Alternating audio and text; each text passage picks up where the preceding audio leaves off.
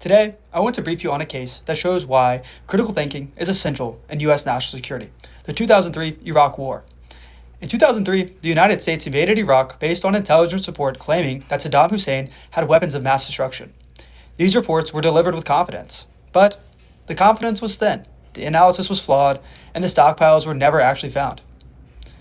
What was presented as fact turned out to be an assumption and misjudgment by them. This was more than a bad call. It was a breakdown of critical thinking inside the intelligence process itself.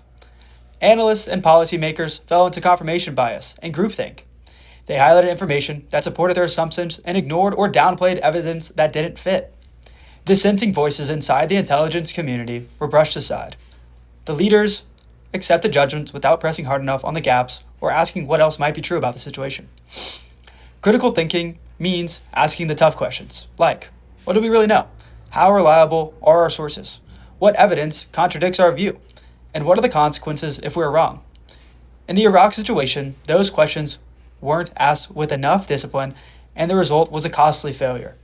The consequence was enormous. The war, it cost thousands of Americans and Iraqi lives. It drained millions of dollars from U.S. resources. It destabilized the Middle East and created the conditions that fueled the rise of ISIS and weakened the U.S. credibility with allies and adversaries alike. The lesson here is clear.